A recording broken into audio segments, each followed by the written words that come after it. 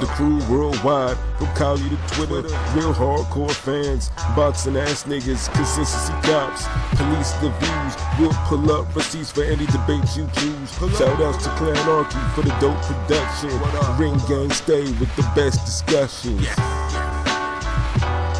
Ring Gang Radio. Yes, and speaking of consistency, we'll go to our final topic of the night. Yes, we had quite a shocking piece of news today. It seems that former IBF and WBA junior middleweight champion or super welterweight champion, however you like to prefer to call that division, Jarrett Hurd, apparently has turned down the rematch with current champion Julian JRock Williams. Now, this was a surprise because, everyone and their mama thought this fight would be next because, Hurd invoked the rematch clause in their fight from this year. In case you're living under a rock, JRock won the fight in bruising in almost one-sided fashion. In the one decent PBC card, on Fox this year. Right. So if you miss this fight, I don't know what the fuck was wrong with you. Right. And then, and Hurd lost it in such a way because there were so many things wrong that went wrong for Hurd in that fight. And I think we did recap a lot of it in our podcast from around that time, the recap. But, we all thought... Still a great fight. Still a fight of the year candidate, For sure. Now, we all thought that this would be the fight that would be next, the rematch in December. A lot of people in LB had been looking forward to it outside of some of the World Boxing Super Series fights, I believe. And, and it was supposed to be paired with Charlo Harrison, too. So you're like, oh, shit. And it's supposed to happen the same night with Crawford facing his mandatory... keyboard shuffle. Yeah, exactly. But unfortunately, that went up in smoke today as he's saying, "Oh, he's not gonna pursue the rematch." That is shocking because this is coming after JRock has been saying, "Yeah, if you want this rematch, you're gonna have to sign up for VADA. We're gonna have to, you're gonna have to, get tested for these PEDs." You know what I mean? Like, what the fuck? Like, really? Like, they did it the first time. Why is it an issue the second time? Like, I feel like this is just something thrown out just to, this is just Brett being on his BS again. But hold on, so why would he drop the fight then if they have VADA tested in the first fight? I don't think it's because of the VADA issue. Is it because JRock is the A side and he's just telling him he doesn't like being told by JRock that he gotta do it? Yeah, I think that's because really, JRock has been playing the role of shot caller, and Hurd's not really. I don't think Hurd is buying. Hurd's not feeling it. But at the same, you already kind of committed to it. You can't now already just go hot. Now take us backpedal. Now it looks really, really bad because you know what I'm saying. If you felt that way, where was that energy? A couple of months ago when you said, "Oh, you were invoking it." It's kind of late in the game to do that. Yeah, and now he has to fight. So if he moves up, did he say he was going to move up, or he just not taking the fight? No. He said he wants to he basically just wants a tune-up before he fights. Fuck out of here! No injury, no major cut injury. What the fuck? What you need a tune-up for? Now, you know what? Now, yeah, this is my problem with PBC. Sorry, no. We gonna call it out. Now he's falling in line with the rest of these niggas. What you mean? Oh, I gotta fight one decent guy. Now I gotta fight, jobber mode. Yeah, he can't be too challenging. Right. And, look how he been fighting before now. All these killers, and then now he gets a loss in a fight that was competitive. That he had several second wins and, push a nigga to the brink. And now it's like, well, yeah, I need to fight. He wasn't no damn killers. Compared to the sport of boxing, the rest of these other niggas, who's fighting fucking Tony Harris, fucking Trout, Lara back to back? Yeah, but we all I don't know. I know they're not killers. It's not like it's not like Corrales fighting Freitas, Casamayor, and Castillo. Yeah, Castillo. You know what I mean? Castillo. It's those are killers. No, I get it. I'm just saying, like, we knew this day was coming. We just didn't know it would be to JRock. right. Of all people. Yeah. I think that's where the biggest what the fuck factor is. Because JRock as being, he is champion, and we're addressing him as such. A lot of people still have. As he should be. A lot of people have his knockout of Charlo, his knockout loss of Charlo in their minds. So Fuck all that. Fuck all that. We're past that. Like, come on. Nah, that shit still fresh in people's mind. If Pat could still remember fucking Salido Lomachenko, you can't penalize niggas for fucking remembering the damn Tiger Punch out this world. Right, exactly. What the hell? Okay, so one is expired milk and the other one is expired cheese. God damn it, they're both expired. Like, come on. Nah, I swear that Salido fight was like years ago. And every time we see Charlo fight and not look as impressive, we remember the JRock fight. Yeah. I barely remember it. And I was there. Nigga, I love some knockouts. I was there live for that knockout, bruh. So I definitely remember. Oh, so okay, so come on, like you asked the two wrong niggas to not remember that. Yeah. Look, this is the thing. I don't feel like we're. No, I remember it. I remember it, but I'm like completely past it where we forgot about it. It still lingers there. It's still out there because I feel like JRock can still be beaten with the right style, the right skill set applied.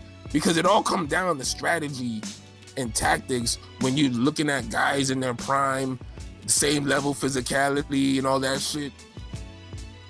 It just come down to who employ their skills better in the right strategy. And I feel like Hurd could beat JRock in a rematch. He just got to do some things different. And that's what made the rematch appealing. But now, I feel like I feel like Hurd got to fight somebody equally as good in order to just kind of let the year go on out. I mean, they're saying... Yeah, like who? He's doing a 160. He need to call out Canelo. Yeah, I'd watch that at 160. Yeah, and we know what that's going to be met with: crickets and tumbleweeds. Like, let's not even entertain that. To me, this is the thing. I don't think Hurd looked as bad against JRock to where going up to 160 and fighting Canelo would be a terrible fight. Especially he's in his prime and he's going to be looked at almost as bigger than Canelo, or they're going to be the same size. So that's just my personal opinion. I would still favor Canelo, but we cannot act like that wouldn't be a good fight if Hurd, being on his aggressive shit, Canelo with his dime store stamina. I mean, you can't tell me that wouldn't be a good fight. Like, and we'll forget about it. Who would care about a JRock rematch if you're gonna fight Canelo? Matter of fact, I would like for JRock to fight Canelo. Fuck that, that's a good fight too. But that kind of makes you look bad because it's like we know we want him to fight a formidable guy, but the fact that he's saying like if that's the case, now it looks even worse because it's like you're ducking the guy that beat you. Not really. I mean, like you wanted to go in a different direction. Like, what does a different direction mean? In my opinion, that's like, a softer touch, which is stupid. So either way, if he takes a softer touch, but if he fights someone better than JRock or someone bigger, more money, then it ain't really a duck no more. Yeah, no, but really, and unfortunately, because of the situation right now, and of course him waiting all this time back before he actually said something, it still look bad. Don't get me wrong. Yeah, no, but Hurd's gonna need the spotlight right now for all the wrong reasons. So it's gonna be like if he fights somebody better than JRock, then I'm cool with it. Then it's like okay, he turned a bad situation around. But if he doesn't and he's really on some tune-up shit, then that looks real fucking bad. Yeah, exactly. And because why would you need a fucking tune-up? And if you did battle testing the first time, why you can't do it the second time? Right, I mean, it's either because A, he needs new time with his new trainer in terms of getting down whatever fight plan that they're doing, or B, which everyone's thinking, and he has issues with the drug testing. That's even Charlo didn't pull this bull crap. Even Charlo didn't pull this bull crap. He wanted to run it right back with Harrison.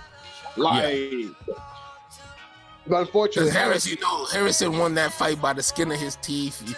I felt like he got some questionable judge loving, and he want to hold on to that belt. He did. I was there for that fight, and maybe 2 people actually thought that Harrison won, and I told those people that they needed to be drug tested. So, thank you. Now look, folks. Now, if P could somehow come out there and say your boxing ability, your back foot boxing wasn't hitting, then yeah, you gotta accept that you really lost that shit. If P can't make a story for you for winning the fight, and it's because you boxed, nigga, you lost. Yeah. But you know what another fight that I feel like Hurd could do that, besides the Canelo fight, we're looking at better fights than JRock. Big Charlo. Yeah. That'd be a great fight. You didn't get the little one, get the big one. My issue is, I feel like if he goes to 160, I don't know if he'll be able to go back to 154. Because he's not going back to 154 no more. And then that looks bad. How would it look bad if you fighting bigger, better dudes?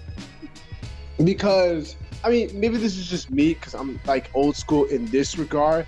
I always feel like if somebody takes your scalp, you need to come back for it. You need to run it back. Just off GP. I feel you. Then look, you need to have a non-title fight, have a fight with JRock, and they say, look, we can have it at 156, 157. Win or lose, you'll still be the junior middleweight champion. They could have worked something out, but the only way to save face if you're Hurd is to fight somebody better than JRock. And I feel like if he fought fucking Big Charlo, that's saying look, I'm gonna fight the dude that knocked your ass out. I fight Canelo. I'm fighting. I'm fighting Canelo, the money guy. Word. even if he move up and fight Corabo, that's a decent fight. He gotta fight somebody on the level. Why do you need a fucking tune-up right now? You falling in line with the rest of these PBC niggas in these damn showcase fights. You trying to be Javante Davis? The fuck going on? Oh man, yeah, boxing is so interesting sometimes, how these fighters move and whatnot. Hurd has to show now, but not in the best way. If he fights a jobber, then he deserves all the criticism that he deserves to get. Hurd needs to calm all that down a little bit. He was able to beat world ranked opponents. You just need to get your ass in line and go get your titles back. Yeah, he got a new trainer now too, right? Yeah, a new trainer, man. Who's training him now? A lot of shit going on. Who's training him now? I don't know his name. I forgot his name, but he stacked his old team, and rightfully so. All the Vaseline that take his face during that fight, man. They were ill trained. Yeah, they were very incompetent. But I don't know who his new trainer is. I just know he has one. I forgot the name of it. Is there anybody he could fight at 150 that he could stay at 154 that's still formidable enough where it's it doesn't look bad? Michael Soro. Like a Soro, or I wouldn't even say Ocampo, or I would say Lubin, but Lubin's already busy. So yeah, Lubin got his own hands full. Lubin has his own issues to overcome. Lubin's gonna beat Gachet. I'm still high on Lubin. That's a good fight. That's a solid matchup. I feel like Lubin, the more talented guy, he should win, but Gachet tough. Gachet struggled with fucking Trout, man. So right. And then we're not talking prime Trout, so or maybe Hurd and Castano. that's a quality matchup as well. I fucks with that. Yeah, but like I said, I mean, like 154 on the PBC side, they don't lack for fighters. So there's more than formidable fighters for her to fight. It depends on if he's actually going to fight them or is he going to fight a jobber. That's pretty much it. And too much time passed for him to fight a jobber now, so it's that time is passed. Yeah, if y'all want to do this shit, y'all niggas need to go to YouTube and download that the fucking the DL content for James Toney career when he would fight on Friday night fights, give a jobber a fade, work the rust out, get on HBO and fight somebody, then get on Showtime pay-per-view and fight somebody. You know what I mean? Like, no, I feel you. For all types of levels of opponents throughout the year, consistently. So when he did fight a fringe contender or a jobber, you didn't care because he's gonna fight someone good later on. Right. That year. And I really feel bad for JRock because that puts him in a bad predicament because now he's left just fucking holding the belt with nobody to fight. So the fight that we expected, we're not getting. So let's see who steps in, in short notice. They're talking JRock and Lara, and I'm definitely down for that. I don't know how you guys might poo-poo it. I don't care. No. I fucks with that fight. Lara got his little tune-up. And see, in reality, if Hurd wanted to do that, him and Lara could have been on the same card fighting tune-ups. Right. You see how Lara just got that shit out the way? Now look, he's in, he got his name in another fight. So that's how you do this shit. And then Lara already fought Castano earlier this year, who's a top opponent. Right. So, you know what I mean? Now, if Lara doesn't fight JRock the end of this year, it look bad because now he's like all these other niggas. Like one good opponent, one jobber. And for, the rest of the year, you ain't doing shit. 2 fights in a year, that's terrible. Exactly. Yeah, well, he kind of was waiting because he wanted the Hurd rematch. But because of the JRock shit, that wasn't gonna happen. But now it's like, oh, okay. I don't know. Maybe he it opens him for JRock, but also I don't know. Like, how will we feel about a Hurd rematch? I'm good. I'm down for both fights. Lara could fight Hurd. He put up a good fight in the first fight. He's earned that rematch. Whether Hurd coming off a loss, but he ain't get destroyed where you don't think like, hey, he can't do something. So that would be a good even matchup. And if Lara fought JRock, then I got no problem with that. And yeah, that fight is actually being talked about too. The JRock Lara. Yeah. That'd be a good I like that fight. Like, why is Lara? It's funny how it took Lara to decline for us to see him in like fucking good fights. Like, yeah, we still get the bullshit ones, but like he's gotten better fights now than fucking before. Gotta love it. But it's the opponents too, It's like the division got weeded out a little bit where, some of these guys had to start fighting each other more. Remember, Charlo already moved up. Lara fought Trout. He already fought Canelo. You gotta fight some of these newer guys. He fought Goucher. You know what I'm saying? So, I give Lara credit. He's been around, and he does kind of take on all comers. But the thing is, I give credit. That's why I give his credit, but it's the performances that I kind of get on. Right. Because if you're fighting top guys and you're supposed to be so schooled and you're from the imaginary Cuban school of boxing, I'm expecting some Casa Mayor, Regendow type of damn, outboxing matches, in your head-to-head good fights. Why do people make like?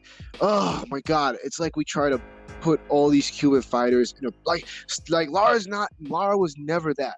Like, I never understood this. Like, and Niggas I'm always Lara, hype him up for that though. Lara, no, but here's the thing. I'm an actual Lara fan. I've never hyped him up like that. I've always said he's a B fighter, but I like him. I think he has the skills, and I think he is a very good fighter at the top of his division. But I've never said he was elite. I never said he was Rigondeaux. He's like, not all Cubans are. Not you, but you know niggas who do though, right? Yeah. You Yes. seen people do it all the time. Yes. That's what I'm talking about. They'll be the same niggas that dislike this shit or whatever, or they you know, once they download it, they might suck their teeth or some shit. Like, I mean, fucking LB going on Laura. He going off on Laura again. I get it because I did speak to one guy that listens to like the podcast and stuff, and like he said like he feels like y'all disrespecting the grind. But I'm like, they're not disrespecting. We respect the grind, but it's just like, I don't know, the overhypement because they grinded from where they're at. It's like, okay, let's not go from one extreme to the next. Hold on, but what grind are we disrespecting? Like, are we ignoring? Like, what? I don't get it. Like the like going through the amateurs, because I don't know. Like, I feel like some people say that they feel like we dismiss their amateur, you know, background and stuff, and because we like, talk about professional boxing. I don't give a fuck about your amateurs. Yeah, amateur. Unless you medaled up, I'm not gonna really care about your amateurs like that. So Wilder got a bronze medal. No, well, but it's different. These Q guys can't turn pro because they're forced to, because Cuba doesn't allow them to go pro. So they gotta fight all these amateur fights. Yo, I'm gonna be real. I'm gonna be honest. I'm gonna say this. I don't give a fuck. Niggas gonna catch feelings. I know whatever. you don't. I don't give a fuck. It's the breaks. That's the country they in. That's the situation they gotta deal with. They gotta overcome it. You nigga, motherfucking black people, we can't walk down the street without getting harassed, being shot at, this, that. Facts. You can't fucking head nod at a white bitch. You can't do shit. Fucking fucking female can't get her nails done without some Korean trying to damn Jackie Chan her ass. Like, what the fuck? Like, Facts. nigga, and we gotta deal with that. So I don't want to hear none of this fucking boo hoo hoo, woe is me over some motherfucking, well, we can't go pro. Nigga, do what you gotta do. Right? Like that's your breaks. You know, enough motherfuckers have come over here and they got an opportunity to do something. Matter of fact, one of y'all motherfuckers came over here and y'all look trash on y'all pro debut. Facts. So I don't want to hear this shit. The fucking same thing with the Eastern Europeans. They same type of government, same type of shit going on. You know what I mean? But they make it over here and they do what they do. They get to the top level. They, you know what I mean? So it is what it is. Russia does allow their fighters to go pro. But I get. Yeah. I'm just throwing all these niggas in the same bucket, man. Right. I ain't Mr. fucking geography over here. I'm Mr. Real Talk. Facts. This ain't Ring Gang worldwide. I mean, we worldwide, but I'm just saying we ain't. This ain't Ring Gang Britannica. I'm just trying to add some international perspective because I do like to try to add to like learn like all the like boxing. I mean, that's the thing. Like, you just cannot listen to us and be like, we don't know or respect the game, the grind. We talk about fucking all levels of boxing when they get to the pro level, worldwide, all of that. Like, nigga, it's too much going on for me to be paying attention to amateur niggas. That's just what it is. Even younger, when I don't even watch NBA no more. I'm just a boxing guy now. Yeah. And even when I was watching the NBA, did I watch college? Fuck no. That's college. You can play them niggas at the park, you know, on some random shit. You're not gonna play Tracy McGrady at the fucking park on some random shit at the YMCA. You know, amateur niggas, you go to a boxing gym, you're gonna meet an amateur, some top level amateurs. Now, you might not meet top level pros. Right. You might not even meet pro. You gotta go from amateur to pro. So, I mean, I get it, but Yeah, but at the same time, at the end of the day, what we discuss more? What's the pinnacle of the sport? Pro. If you can't get to pro, it don't matter to me.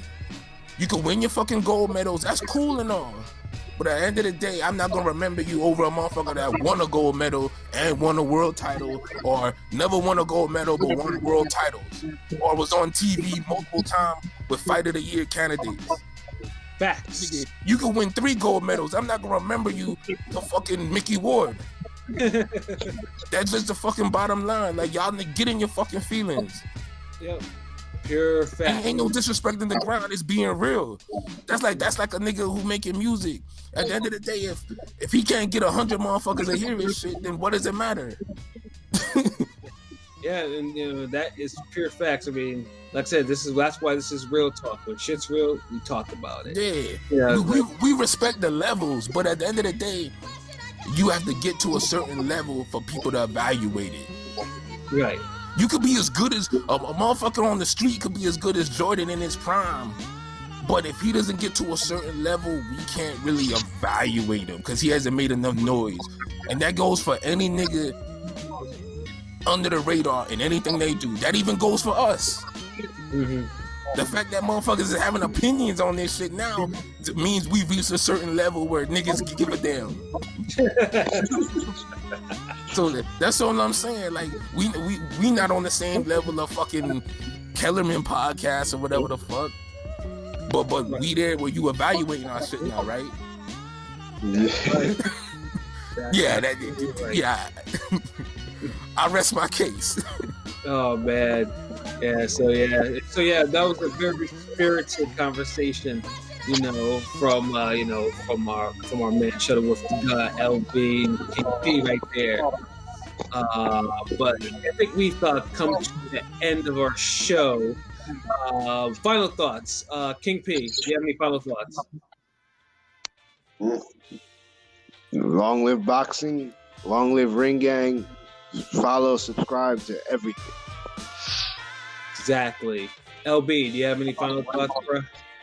Hey, just long live Ring Gang, long live, you know, the real talk, just, you know, being on point, just being objective, you know, knowing how to call shit how you see it, and putting your feelings aside and just evaluating shit. You know what I mean? Mm-hmm. You know, we need more boxing fans, not boxer fans. Facts, or promoter fans. Yeah, you know. I mean, you know, we just being real. You know, we passionate about it. So, you know, there's gonna be some shit you gonna agree with us and be like, okay. When he talk about Lomachenko, and that nigga on point. I hate when he has to talk about Canelo. Right. Listen, cause you know, I know some of that shit he's saying, you know, it hit hard because it's low key true. Yeah. Same ditto for Laura and all these other niggas that y'all roll your eyes at when y'all hear me talk about him. Or even Ward too. Yeah. Or Andre Ward. At the end of the day, I understand, because I will say to the fans that, like, you know, I understand. It's like any other sport. I understand being a fan of certain boxers, certain promotions, because at the end of the day, people want to feel like they're invested in something within the sport. But at the end of the day, your guys are not above any criticism by any of us. So roll with the punches. Sure. Damn, that, I ain't gonna lie, that's the illest outro right there. Yeah, I mean, I can't even follow that other than saying facts. You know, do that and then roll with the fucking punches. Yeah, you know, it's boxing. Yeah, exactly. You know, I can't even sum that shit up perfectly on that one. So, the good, the bad, all that shit. Yeah, I mean, other than that, like I said, you know, follow Ring Gang Radio, follow all our IG, Soul Wars, Bodega Boxing, all that. You know, like I said, you know, keep a look at. Obviously, we keep things moving. You know, we always have a lot of things, you know, in the pipeline for you guys and whatnot. And we thank you for your support, and for the people who, especially for the ones who download our podcast, man. Yeah, you guys are awesome. You know, I mean, we're humble. Thank you. Yeah, we're humble that you actually, you as soon as we put it out there, you guys be, thirsty for that, get to get that knowledge in your life, get that real talk or that eye test in your life. You know what I'm saying? Make sure your eye test is, so your 2020, how you see shit in boxing. You know what I mean? So, or real talk. So the real talk. So, we appreciate it. Much love, much respect. Exactly, man. And just keep us supporting us, man. We're gonna go. Eventually, we're gonna get to the top, man. We're not afraid to get there. So for myself, Patscorpio, the New England representative, for LB Shutterworth da Gawd, Go Artist, for King P, Bodega Boxing, man. This has been it's a great episode of Real Talk. There's always shit to really talk about it. So yep, you know what I'm saying. Until next time. Peace.